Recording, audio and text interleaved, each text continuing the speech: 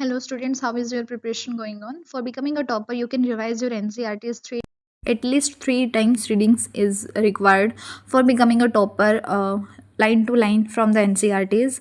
But if you want to just pass this examination, so you can go through with the sample papers now. Okay, so in your examination from this section, 3 questions would be asked and each would be of 4 marks, and these 4 marks would be distributed like this: question 1, question 2, question 3 and question 4. Like these means 4 parts would be given.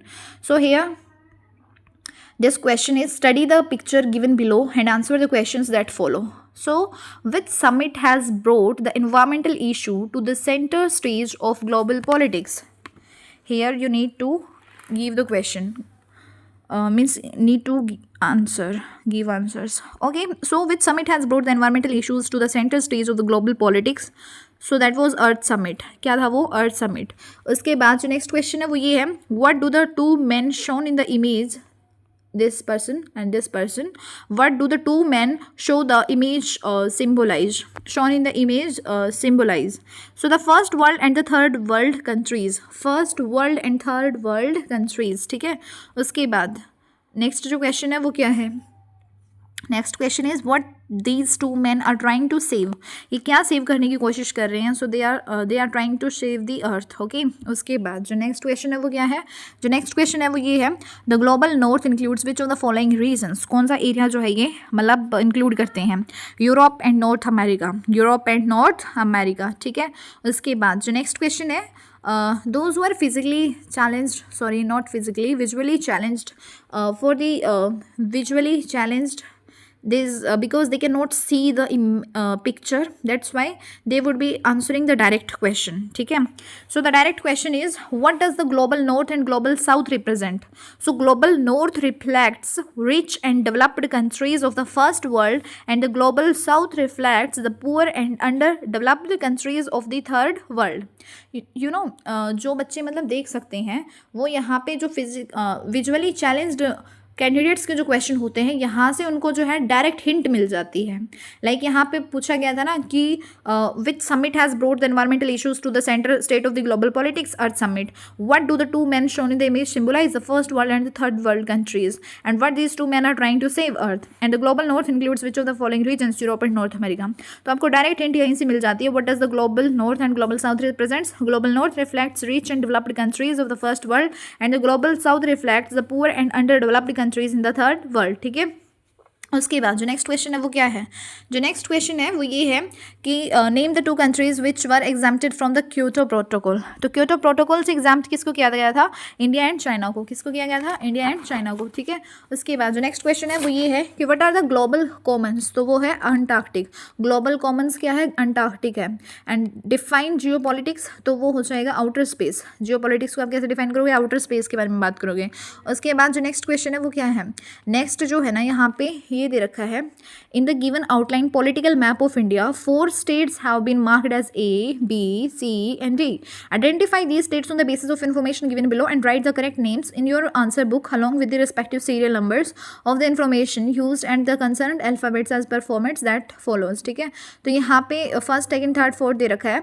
Alphabet और उनका name of the state आपको देना है. तो फिर से यहाँ पे जो बच्चे विजुअली चैलेंज्ड होंगे क्योंकि उनको मैप जो है वो नहीं दिखेगा तो वो कैसे आंसर करेंगे? तो जिनको मैप दिखेगा तो उनके लिए क्वेश्चन है कि name the state where a coalition called the SVD with the 2 socialist parties SSP and the PSP came to power after the 1967 election.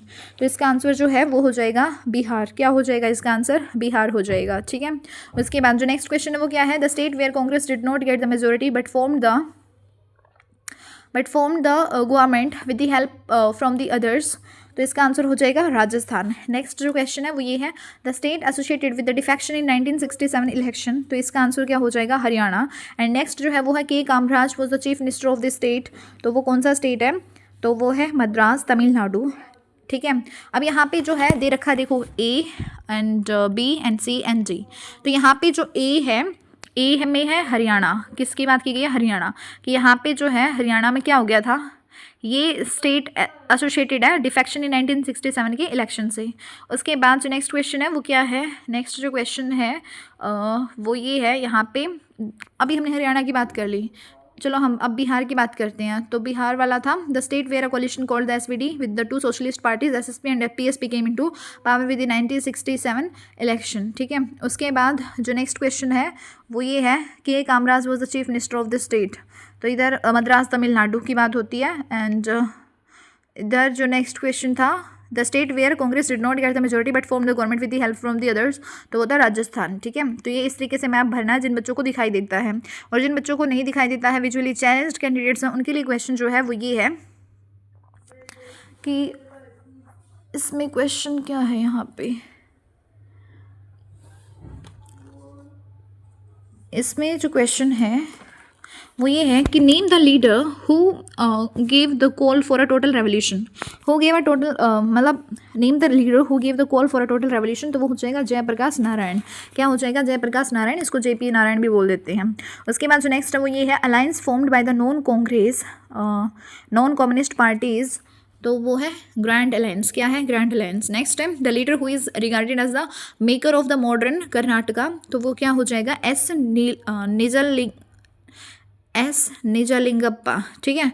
उसके बाद name the official Congress candidates for the 1969 presidential election, तो इसमें हो जाएगा N Sanjiva Reddy. Name the official Congress candidate for the 1967 presidential election, तो वो क्या हो जाएगा एन संजीवा रेड्डी। क्लियर है। उसके बाद जो नेक्स्ट क्वेश्चन है वो क्या है, यहाँ पे जो नेक्स्ट क्वेश्चन है ना वो ये है कि आप इस पैसेज को पढ़ेंगे एंड देन उसके बाद आंसर देंगे।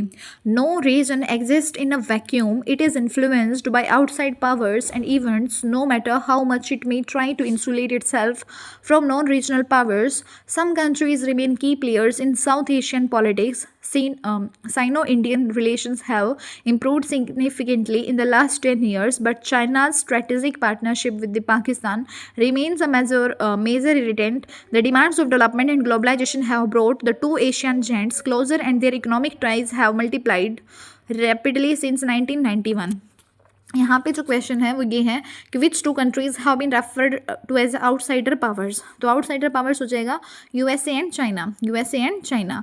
नेक्स्ट जो क्वेश्चन है वो ये है name the two Asian giants, तो टू एशियन जेंट्स कौन से हो जाएंगे, India and China, India and China. उसके बाद जो नेक्स्ट क्वेश्चन है वो ये है कि which one of the following countries is not a South Asian country, तो यहाँ पे जापान जो है ना, जापान जो है this is not the south Asian country, बाकी मालदीव्स, नेपाल एंड भूटान ये सभी साउथ एशियन कंट्री हैं, ठीक है। उसके बाद जो नेक्स्ट क्वेश्चन है वो ये है which one of the following countries is not a member of the SAARC, जो सार्क का मेंबर नहीं है, तो यहाँ पे जो चाइना है ना, चाइना जो है वो ऑब्जर्वर की तरह होता है, यहाँ पे सार्क का मेंबर नहीं है। तो जो सार्क के मेंबर है वो है Nepal, India and Pakistan. China is not the member of the SAARC, ठीक है। सो ये क्वेश्चन जो हो गए हमारे डन, ठीक है। उसके बाद यहाँ पे और भी क्वेश्चन है क्या, देखो इसमें जो है 3 क्वेश्चंस पूछे गए हैं। 3 क्वेश्चंस में से एक में तो पिक्चर पूछ लिया, 3 क्वेश्चंस में से एक में मैप पूछ लिया, एक में यहाँ पे जो है आपको पैराग्राफ दे के पैसेज दे के और फिर उसमें से आंसर्स पूछ लिए, तो हो गए 3 क्वेश्चन 4 मार्क्स के, 12 मार्क्स के। तो इस सेक्शन से आपके जो है picture based, map based and उसके अलावा ये जो है पैसेज में से पढ़ के आंसर देने वाले क्वेश्चन आएंगे। Thank you so much for watching and stay connected.